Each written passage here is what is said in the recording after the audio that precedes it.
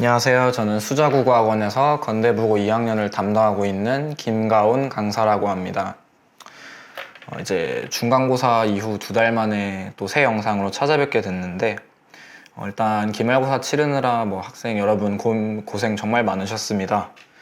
이번 기말고사 출제 경향에 대해서 말씀드리고자 영상을 찍게 되었고 경향 말고도 또 이 학기를 어떻게 대비해야 되는지에 대해서 좀 알아가는 시간이 되었으면 좋겠습니다. 네, 그럼 바로 시작해 보도록 하겠습니다. 일단 순서는 간략하게 3가지로 좀 진행할게요. 첫 번째로 총평, 두 번째로 그 시험에 대한 세부적 특징, 세 번째로 어떻게 이 학기를 대비해야 되는가에 대한 전략을 알아보도록 하겠습니다. 바로 첫 번째 출제 경향입니다. 우선 중간고사의 연장선상에 있다는 느낌을 굉장히 많이 받으셨을 거예요. 문제 유형이라던가 문항 개수, 분포 혹은 서답형 같은 것들, 이 전체적으로 좀 중간고사랑 상당히 유사한 경향성을 좀 보이고 있죠. 두 번째로는 이번 시험 같은 경우는 중간고사에 비해서 사실 체감 난도만 높은 편, 그렇게 어려운 시험은 아니라고 저는 생각이 되거든요. 왜냐하면 일단 중간고사 때 한번 시범적으로 좀 보인 바도 있고, 아무리 외부 지문이 나왔다고 해도 솔직히 말씀드리면은 그 외부 지문들이 많이 나오기는 했으나 선택지 구성을 보면은 좀 해석보다는 표현상 특징에 초점이 맞추어져 있는 경우가 많고요. 그래서 좀 비교적 쉬웠던 것 같습니다. 세 번째로는 이번 시험 범위 특성상 문학에서 작품의 갈래적 특성을 기반으로 출제한 문제들이 좀 다소 있었던 편이고, 꼭 그것 때문만은 아니지만 건대부고 2학년 같은 경우는 매번 그렇듯이 교과서 그리고 학습지에 좀 많이 충실해야 고득점의 바탕이 될 수 있는 학교다라고 말씀을 드릴 수 있을 것 같아요.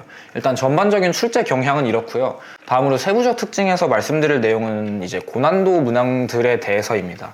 좀 디테일하게 들어가 보면 시어의 함축적 의미를 연결하는 문제들이 중간고사에 이어서 또 나왔고요. 이번에는 2문항이 나왔는데 좀 특징적이라고 한다면 외부 지문인 버팀목에 대하여 라는 현대시랑 연계해서 기존 시험 범위랑 같이 시어의 의미를 연결하는 것을 출제했습니다. 14번과 15번 문항이고요.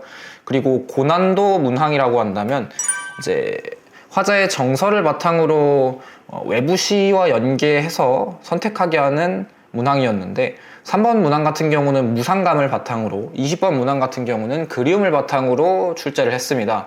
그런데 제 개인적인 생각으로는 이게 좀 문제가 된다고 보는 게, 그 시 안에서 화자의 정서를 알아야 하는 것뿐만 아니라 그걸 넘어서서 작품이 창작된 배경까지 알아야 선택지가 도출이 되는 문항들이었거든요.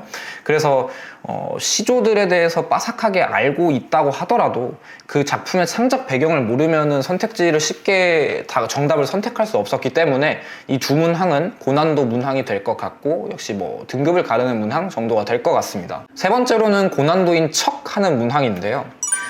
외부 지문으로 출제돼서 이제 6번, 16번, 17번 문항이 이제 그 외부 지문과 함께 이제 문제를 출제한 것들인데, 사실 이거는 그냥 외부 지문이 출제되었기 때문에 어렵다라는 느낌보다는 이 문항들의 선택지 구성을 보면은 표현상 특징에 초점을 맞춰놓고 해석은 거의 배제한 상황이라서, 사실 외부 지문이 나와서 너무 힘들다, 어렵다, 혹은 고난도 문항이다, 나를 힘들게 했다, 등급을 가른다, 그러한 느낌은 전혀 주지를 않습니다.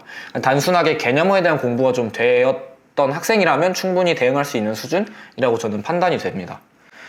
네, 일단은 이렇게 건대부고 출제 경향과 세부적 특징에 대해서 간단하게 말씀을 드렸고요. 이제 마지막으로 2학기 전략에 대해서 좀 말씀을 드리고 싶은데, 사실 이미 시험이 끝난 상황이기 때문에 여러분들은 이 부분에 대해서 조금 진지하게 고민을 하시고 좀 대비를 하셨으면 좋겠습니다. 첫 번째입니다. 일단 가장 큰 차이점이라고 한다면 1학기에 비해서 2학기는 아예 영역 자체가 바뀝니다. 여러분들이 알다시피 1학기는 문학 부분에서 출제가 많이 되었고요. 다만 2학기로 넘어간다면 이제는 비문학 부분에서 출제를 다 합니다.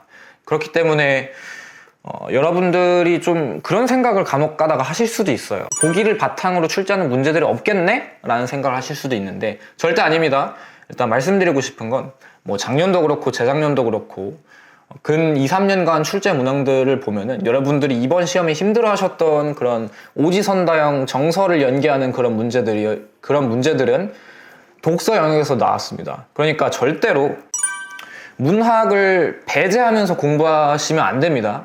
문학의 감을 유지하면서 독서 영역을 공부하셔야 됩니다. 제발 부탁드립니다. 왜냐하면 고득점을 원하면은 사실 기본적인 개념도 중요하겠지만 여러분들이 꼭 필수적으로 공부하셔야 되는 게 그 화자의 정서를 바탕으로 외부 시조와 연계해서 푸는 문항들이잖아요. 근데 좀 괴이하고 괴팍하기는 하지만 그런 문항들이 제가 방금 말씀드렸다시피 실제로 나오고 있기 때문에 분명히 문학은 공부를 하셔야 됩니다. 그래서 사실 수능 공부를 하는 것도 있겠죠. 그래서 공부는 무엇이든지 꾸준히 하셨으면 좋겠고요. 마지막으로 또 하나 강조드리고 싶은 건 1학년 때에 비해서 2학년 때 좀 강조되는 부분이기도 한 게 선택지 정보에 대한 처리 능력이 상당히 많이 요구되고 있습니다. 이거는 제가 중간고사 끝나고도 말씀을 드렸었는데 선택지 길이 자체가 길어진 것도 있고 그것뿐만이 아니라 본문에 있는 내용을 선택지로 연결했을 때 그 정보가 맞게 연결이 되어 있는가를 판단하게끔 하는데 여러분들은 그거를 좀 따로 떼서 생각하시는 경향이 있어요. 나는 교과서 걔네 외웠는데 왜 점수가 안 나오지? 라는 친구들을 보면은 사실 선택지를 그냥 흘려 읽듯이 읽거나 하는 친구들이 많거든요. 그래서 1학기 중간고사 때와 마찬가지로 그리고 이번에도 강조드리는 바는 2학기를 대비함에 있어서 반드시 본문과 그 문제의 선택지를 연결하는 연습을 하셨으면 좋겠습니다. 이거는 지금 문학, 비문학 영역을 무슨 막 왔다 갔다 하면서 이게 중요해, 쟨 저게 중요해 라는 게 아니라 그냥 국어 자체에서 상당히 중요한 부분이기 때문에 말씀을 드리는 겁니다. 그래서 지금 보시다시피 세 가지 부분, 보기 문학에 대해서 출제가 안 될 것이라는 생각을 하시지 마시고 문학에 대한 감을 꾸준히 유지하시고 그 다음에 선택지에 대한 정보 처리 능력 같은 것들을 좀 원활하게 좀 돌아갈 수 있도록 기르시면 좋을 것 같습니다. 네, 이상으로 이번 영상 간략하게 말씀을 드렸는데 혹시나 이 영상을 보시고 궁금하신 게 있으면 저희 수자국어학원으로 문의를 주시면 될 것 같고요. 저는 김가온 강사였습니다. 감사합니다.